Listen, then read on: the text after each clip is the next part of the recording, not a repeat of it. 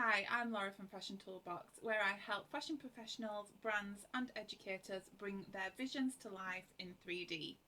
Today we're talking about something that I get asked all of the time, and that is how to create bows in CLO3D. Now, while there are the pre-made bows in the CLO3D library that might look tempting, they're actually static objects, which means that they don't move naturally with your garment. So if you are trying to animate, they will not move and bounce as they would in real life, and they can also look quite fake. So yes, they are tempting, but they are not the best option. The second way that you can do them is to actually tie them, which, if you have ever tried this, it is very time consuming and very, very fiddly. So it's not always practical if you're looking for a quick visual. So what I normally do, and it's how I'm going to show you my method in this tutorial, is to create mock bows, and that keeps them looking realistic but for a fraction of the time. So it's really perfect when you want to create that realistic detail without the headache. So I will show you how I do this, and let's get going. Okay, so here I have a garment that I've already made in CLO3D. And I do have some pieces that I've kind of pre-created to do this waist tie. This waist tie just literally goes around the front. So if you did want it all the way around the back, then you would want to get that full measurement first. So that is what I have done. I have created the measurement from here to here and here to here, so that it kind of adjusts a little bit to the side rather than it just being directly at the front. So I've created these two pieces here to do this, and I have marked the locations where I'm going to sew them as well. So you want those pieces to kind of be maybe a little bit bigger than the waist measurement, so that it brings in the garment and it looks like it is tied. So that those measure perfectly for what I want. I'm going to stitch them in place. So I'm just going to sew this into the side seam just here, a little bit smaller than the actual piece, so that I get a little bit of like realistic gathering, and then sew them together. So now I'm just going to move these into location. If you were using a full piece that wrapped all the way around, you could probably use your arrangement points to place this, but because this is kind of not wrapping around the body fully, I'm just going to adjust them using my gizmo and just bring them in kind of as near to the garment as I possibly can. Then once I'm happy with the placement, I'm just going to simulate those. All of the other pieces are frozen, so I need to make sure that I unfreeze these, otherwise they will not move. So now I can simulate. And you might get a little bit of fighting while it's trying to decide which layer is on top, but you can always just pinch that and adjust, or you can change your layers in CLO to bring them to the front. Now that is fine, I've not had to change the layers, but if you do need to change the layers, you can just select the pieces, go into your property editor and look for layer, which is just here. And if you give it a positive number, if I made that 1, you get this little notification up to say that it will change colour. Just click OK, and if I just turn on my colours, it will go this green colour. So if you do find that distracting but you want to have your layers on, just do a right click in the grey space, show hide colour and hide all. Okay, so now we have got this sewn together. I think, yes, I've still got a little bit of elastic remaining on here, which is optional. If you want it to look like it is coming together, then I would recommend using elastic. So I will show you how to do that. I'll just uncheck that. So it would just sew together like that in the beginning. And then if you do want to give it that little bit of gathering in like it would do if you were tying a bow, then select both of the seams using your edit pattern tool. Go into your property editor, look for elastic and just check on that box. You can then adjust the ratio depending on how loose or how tight you want that. So okay, I'm happy with that. And now it's on to the next sections, which are going to be the parts of the bow. So I'm going to select one of these. I'm just going to move it down just a little bit. Sorry, I'm simulating, so I can't move. Stop your simulation. Okay, move it down a little bit so that I can work with it better. And what I'm going to do, I have created this internal line halfway. So I would recommend doing that. You can either just draw an internal line and just roughly guess which is the midpoint, or you can go into your edit pattern, add point split line and mark a point at 50% so that it's halfway. So then once you've drawn your line, you've got a line that you can fold. So that's what we're going to do. We're going to fold these pieces and bring them together like the loop of the bow. So I'm going to go into this fold arrangement tool just here, which I found is the best option rather than having to play around with the fold angles and getting them perfect. This gives you a really good head start. So if you select on the line with that tool, it will highlight in blue. And then we're just folding that in towards itself. You don't have to go all of the way, because if you do go all of the way, then you will have a very sharp angle on your bow, which you don't necessarily want. So just fold it to kind of like that angle. We can always adjust it later. And then we're going to sew these two ends together.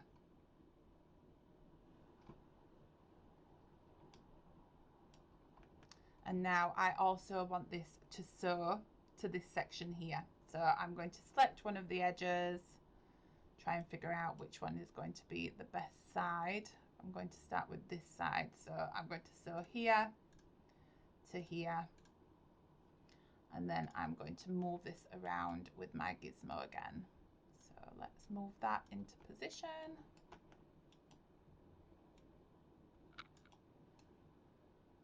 Move it back and across and maybe a little bit further forward, but I'm going to change the angle ever so slightly as well. It doesn't have to be perfect, but the closer that you get, the less issues that you will have. So I'm going to select the piece, I'm going to unfreeze because I have frozen that one, and then I am going to simulate. So now, because I've got the layer on my other piece, I want to give this a layer as well. So I'm going to give this a layer 3.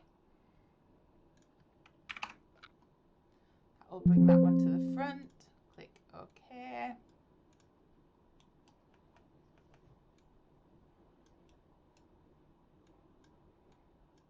Is fighting because of the elastic that's on there, and it wants to turn itself inside out, which sometimes happens as well. Does like to be awkward, but it sometimes gives a little bit more realism to the bow. So we'll see how it looks when the other side is added. If I want to turn it back the other way, then I will do that at the end. But for now, it doesn't look too bad. Maybe the angle is a little bit sharp. So if you want to edit the angle, just go into your edit pattern tool. Oops. Select the line, and on your fold angle, as long as it's simulating, you can play around with this angle and just see which looks better. So probably need to go out just a little bit, just so that it's a little bit more rounded. And then we've got the first side of our bow. So then we just repeat exactly the same for the other side. This one has already folded because it's a symmetrical piece. That's why it's got the highlight around it. So I can bring this one down. I will rotate it so that it's already in the right position so that I know where I'm sewing.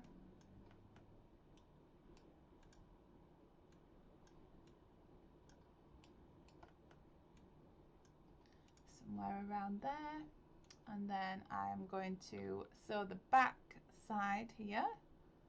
Gosh, I can't tell now because it's sewn them both together, so we'll just pick any. And I'm going to sew it to this edge just here. Then I'll unfreeze this one and simulate. I might need to give it a layer again as well, which I probably should have done before I did that, so I'm going to do that first. That will stop it trying to swivel inside out again, just like it did before. So just make sure that's still unfrozen and simulate. And there we go, that side worked a lot better. So now we have got two sides of the bow, and then maybe we want the loose ends as well to be dangling down. So I can add those on. With those, you don't need to necessarily do anything. You don't need to fold them. You can just add them exactly as they are. So I will just sew these on, and it's totally up to you how you want to add these. You might want to sew them onto that same line so that they fall in the same way, or you might want to add them going across. So sometimes I do it both ways. Totally up to you, but I'm going to just sew them in normally to the side, just in this case. So I'm going to sew them onto there. The same for the other side. Now let's move these into location, and with these I'm going to give these a layer of 2 so that they sit above the waistband but below the bow. So let's move them kind of into position.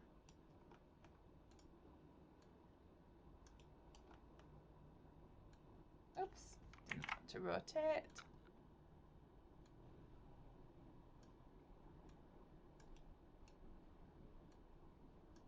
Go a little bit behind, and then the same for this one. Rotate, and let's move that into position.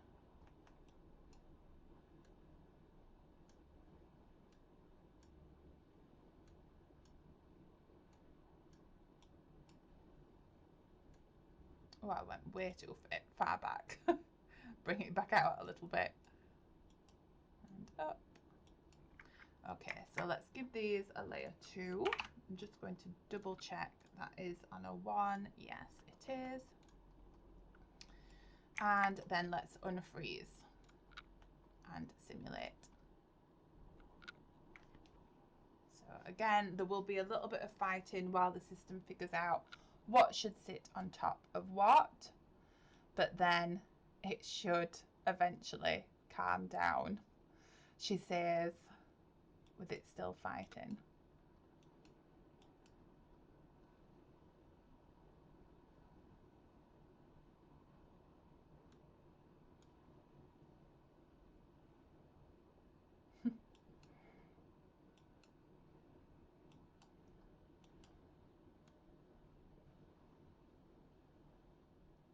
Can just give it a little bit of encouragement, helps the system to figure out exactly what's going on, because these pieces will be trying multiple times to get in front of each other until it actually realizes what is going on. And sometimes it just doesn't get there. So if this is the case, I will show you something else that you can do as well. So it doesn't seem like it's going to actually figure itself out. So I'm going to try another method. This worked perfectly fine the last time I did it, but as always, when you are live, something doesn't go to plan. So let's stop that, and I'm going to select all of these pieces and remove the layer. So I just go to the property editor again and set the layer to 0.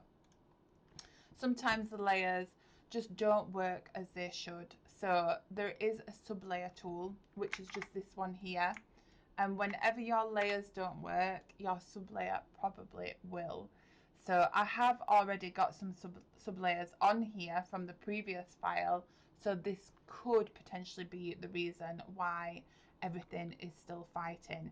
But what I'm going to do is actually tell the system which pieces sit on top. So the bows need to sit on top of the waistband, so I can point those on top, make sure that it's both sides of the waistband as well, just in case they interfere with each other.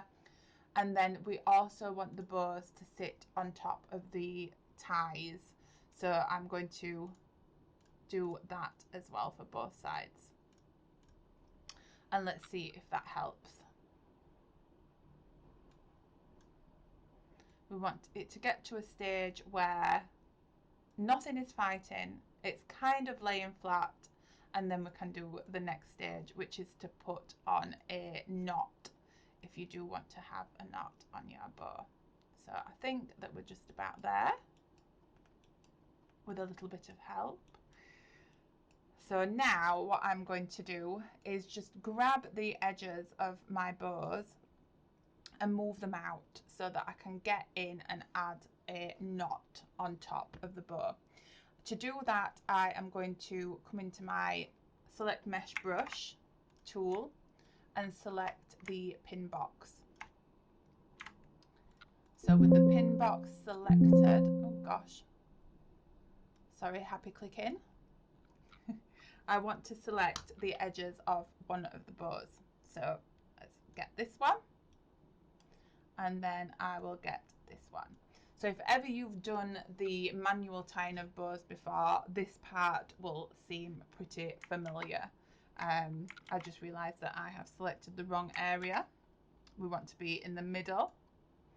So you'd normally use pins when you're doing the manual tie-in. So this part is kind of similar, but still much easier. So with those pins added, now let me just show the pins so that I can see them. And while you are simulating now, you can just move these bows out.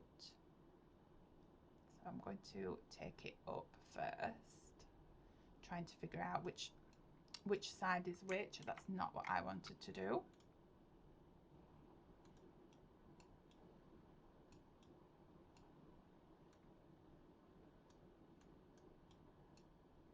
Take this out.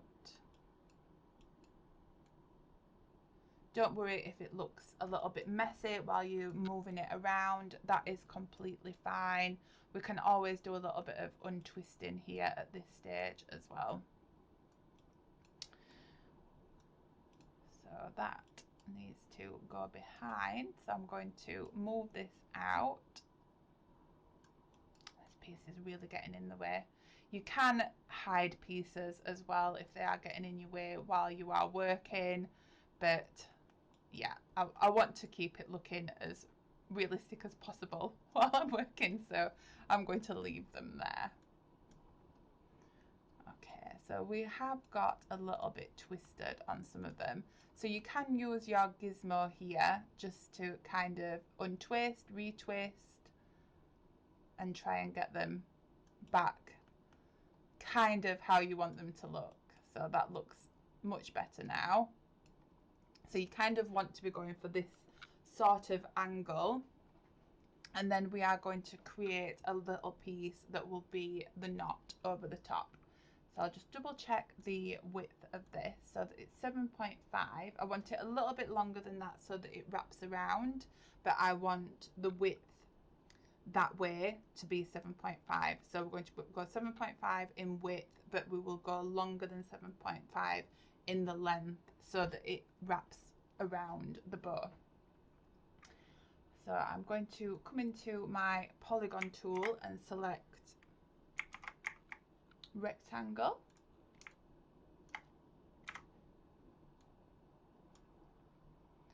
Just do one left click and then you will get the prompt box up so that you can specify. So 7.5 wide, and I might go for something like a 10 in the height or length. So I think that should be okay. Now I'm also going to add a point halfway as well for the sewing. So I'm going to come into my edit pattern, add point split line, and look for the halfway point. So this is quite quite common when you create a rectangle in CLO. It doesn't recognize all of the different segments. So you can see that even though that is halfway, it says 3.75 on one side, 31.25 on the other, because it's kind of measuring all the way around. But we know that's halfway. We've got the guideline there. We can drop a point down, and then I'm going to do the same at the other side as well. So now I've got 2 points that I'm going to use for my sewing, because I want to sew this on lengthwise rather than the height-wise like we did last time. So I'm going to just come back and go into sewing, and with this I want to sew half to this side, top and bottom, and then half to the opposite side, top and bottom.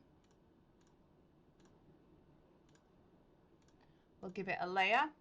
In fact, no, we won't give it a layer. We will set the sub layer just to avoid any collision. I'm going to kind of move this into location first. And I am also going to add a little bit of additional collision. And what that does is just helps when you're using a piece and you're layering up, adding collision helps to provide a little bit of spacing between the pieces, a little bit like padding, so it will stop them from colliding. So if you select the piece, go to your property editor and look for additional thickness collision. Standard for CLO is 2.5. I would recommend on anything like this being probably around a 5. You can go higher, you might be able to get away with a little bit lower, but around 5 is a good amount. So just get the location right on there again, and then I'm going to make this sit over everything. So I'm going to have to point this at all of those pieces. Don't necessarily have to do it to the top, just as long as it's going over those two, and then the bottom 2 as well. So we should have 1, 2, 3, 4, 5, 6 lines. 1, 2, 3, 4. I've only got 5 for some reason. So I've got that one, that one, that one, that one. I think maybe I am missing. Let's just try. Is it this one? Yes, that bottom one. Okay. So now that's not it's not frozen, so I don't need to unfreeze it, but I do need to lower the particle distance just to make sure that it looks okay. I'm going to lower to 5, but anywhere between 5 and 8 is fine for this. I wouldn't go much higher than that for such a small piece. So let's simulate, and that should sit on top of everything, especially once we delete the pins. So I'm going to delete those pins, delete those pins, and now we have got a little bit of a knot, a fake knot as well. So we've got the knot, the bow loops, and then the actual ties themselves. If you did want to have this a little bit tighter, you know, now that it's got all of the weight on it, it's sagging a little bit, you can either reduce the length of these waist straps to keep them in a little bit more, or you could add a couple of pins just to temporarily hold it in place. Just be aware, if you are adding pins, if you are animating, you will need to replace them with tacks so that they're actually held onto the avatar and not held into space, because your garment will go walking and your pins will be left behind. So I really hope that helps. That is your mock bow ready. Realistic, you can tweak it and refine it even further so that you're adjusting the angles, making sure it's not twisting, etc. But that is the most realistic way for you to get a bow without the pain of having to tie it.